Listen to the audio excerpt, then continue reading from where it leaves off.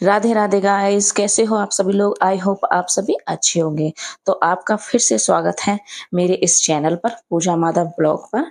तो मैं आपको बता दूं कि जन्माष्टमी आने वाली है और जिसको जन्माष्टमी से पहले लड्डू गोपाल लेकर आना है, तो ऐसी कौन सी तिथि है, कौन सा दिन है जिस दिन हम लड्डू गोपाल को अपने घर लेकर आ सकते हैं, वो भी मैं आपको इस वीडियो में बताऊंगी। और मैं आपको साथ में ये भी बताऊंगी कि हमें लड्डू गोपाल के कपड़े धोते समय क्या सावधानियां बरतनी चाहिए, हमें क्या करना चाहिए, क्या नहीं करना चाहिए, कौन सी चीजें शुभ होती हैं, कौन सी अशुभ होती हैं, मैं आपको इन चीजों के बारे में बताऊंगी। तो आइए वीडियो स्टार्ट करते हैं। और हाँ, वीडियो अच्छी लगे तो लाइक शेयर कमेंट जरूर करें और मेरे चैनल को सब्सक्राइब करें।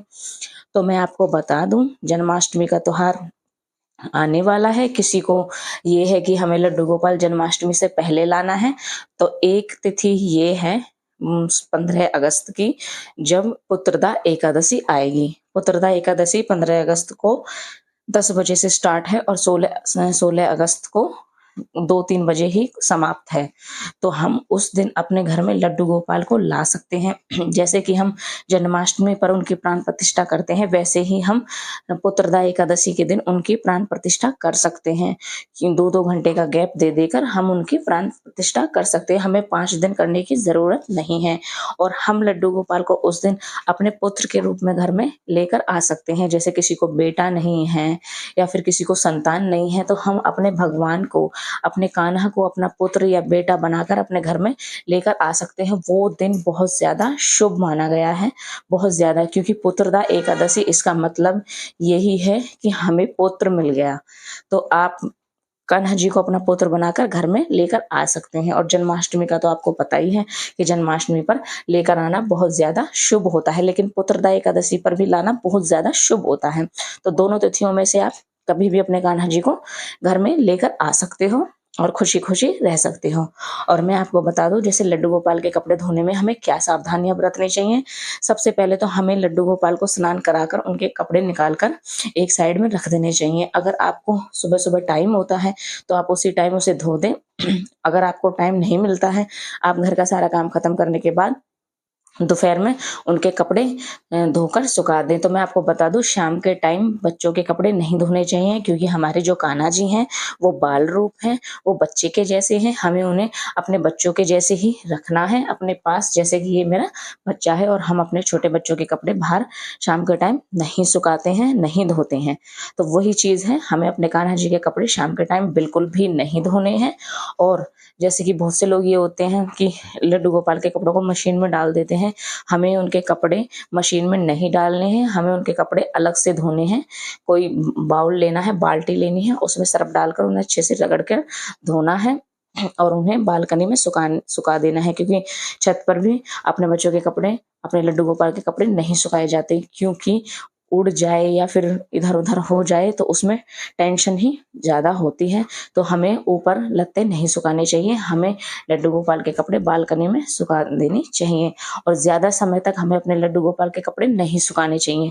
जैसे कि हमने सुबह धो दिया और वो शाम तक वहीं पर टंगे हुए, नहीं, ऐसे बिल्कुल भी नहीं करना है। बहुत से लोग होते हैं कि गंगा जल डाल के उन्हें वही ड्रेसेस बना देते हैं, क्योंकि हैवी ड्रेसेस होती हैं, पानी से वो खराब हो जाती हैं।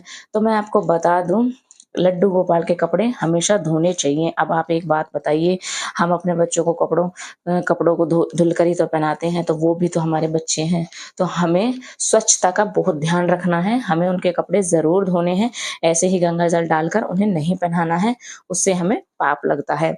मैं तो अपने लड्डू गोपाल के कपड़ों को हफ्ते में 2 बार धोती हूँ, क्योंकि उनके पास इतनी ड्रेसें होती हैं कि वो हफ्ते तक चल जाए। और फिर मैं हफ्ते में 2 बार उनकी ड्रेसेस धो देती हूँ। जैसे कॉटन की ड्रेसेस होती हैं, तो हमें इस चीज़ का ध्यान रखना है कि वो अजीब सी हो जाती हैं। जैसे दुकान से खरीदी हुई वो होती है कॉटन, अजीब सी कैडी सी हो जाती है, वो अच्छी नहीं लगती, वो चुभती है। तो फिर हमें क्या करना है, उनके कपड़ों पर प्रेस कर कर अलग से रख देनी है। जैसे हमारे बच्चों की वो होती है, अलमीरा होती हैं, तो हमें ऐसे ही अपने कान्हा जी की अलग से एक बास्केट आती है, उसमें उनके कपड़े बिल्कुल प्रेस करके अच्छी तरीके से साफ सुथरे करके रखने हैं। क्योंकि तभी में हमारे कान्हा जी हमारे जो बच्चे के रूप में रह रहे हैं, तभी वो खुश होते हैं। हमें बिल्कुल भी भेदभाव बिल्कुल नहीं करना है कि ये तो एक मूर्ति है, ऐसा कुछ भी नहीं करना है कि इन्हें कुछ नहीं पता होता। हमें उन्हें अपना बच्चा ही समझना है। जो लोग भक्ति भाव में रहते हैं वो ऐसा बिल्कुल भी नहीं करते हैं। और एक बात और बता दूं, हमें अपने लड्डू गोपाल को नहलाते समय पानी को ये देखना है कि ज़्यादा ठंडा तो नहीं है, ज़्यादा गर्म तो नहीं है, ताकि उन्हें लगे ना। उन्हें स्नान कराते समय हमें उनको अच्छे से स्नान कराना चाहिए। पहले हमें खुद टच करके देख लेना चाहिए कि क्या गर्म ज़्यादा तो नहीं है, ठंडा ज़्यादा पानी तो नहीं है, इसीलिए। और मैं आपको बता दूं, जैसे लड्डू गोपाल के जो कपड़े होते हैं, जैसे कहीं से कटे फटे हो जाते हैं, कहीं से उधड़ जाते हैं, कोई लेस वगैरह हट जाती है, तो हमें उनको सिलकर अच्छी तरीके से रख लेना है। हमें उन्हें वैसे ही कपड़े नहीं पहनाने हैं कि थोड़े से वहाँ से उधड़े हुए हैं और वही पहना दिए, नहीं, ऐसे बिल्कुल भी अच्छा नहीं लगता है। और गर्मियों में कॉटन की ड्रेसेस पहनाएं और सर्दियों में सर्दियों वाली पहनाएं। गर्मियों में ज़्यादा हैवी ड्रेस पहनी नहीं जा सकती। अब आप अपने आप से लगा लिए, हमारा भी कितना जी घबरा जाता है हैवी ड्रेसों से, तो ऐसे ही कान्हा जी को भी परेशानी होती होगी। तो हमें इन चीज़ों का ध्यान ज़रूर रखना है और ऐसे ही हमें अपने कान्हा जी के कपड़ों का धोना है और अच्छे से सुखाना है और अपनी बालकनी में ही सुखाना है और प्रेस करके वैसे ही रख देना है। आप मेरे महादेव जी को देख सकते हैं कितने अच्छे लग रहे हैं। और आप मुझे कमेंट करके ये बात ज़रूर बताइए कि आपको मेरा मंदिर कैसा लगा है, मेरी वीडियो कैसी लगी है और मेरे कान्हा जी आपको कैसे लगते हैं। आपको ये भी वीडियो में मुझे देखकर बताना है कमेंट करके। और फिर मैंने अपने कान्हा जी की पूजा आरती कर ली है और साथ में रख दिए हैं 2 एप्पल, क्योंकि मेरे कान्हा जी बिल्कुल भी भूखे नहीं रह सकते हैं।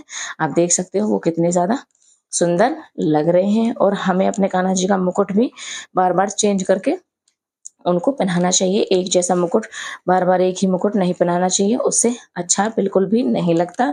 हमें अपने कान्हा जी को बिल्कुल ऐसे रखना है जैसे ये हमारे बच्चे हैं, हमारे बच्चों को कंफर्टेबल होता है वैसे ही हमारे कान्हा जी को कंफर्टेबल होना चाहिए। और फिर मैंने अपने कान्हा जी को, इतनी बारिश हो रही है, और फिर मैंने अपने कान्हा जी को लगा दिया है भोग। मेरे कान्हा जी का मक्खन बहुत ज़्यादा फेवरेट है और मैंने अपने कान्हा जी को भोग लगा दिया है। वीडियो अच्छी लगे तो लाइक शेयर कमेंट ज़रूर करिए गाइस। इन बातों का ज़रूर ध्यान रखिए। हमें कान्हा जी को लाने से पहले कुछ चीज़ें ऐसी होती हैं जिनका हमें हमेशा ध्यान रखना पड़ता है। वो एक मूर्ति नहीं होती है, वो हमारी जान होती है और हमें उनका ध्यान रखना बहुत ज़रूरी है। राधे राधे सभी को।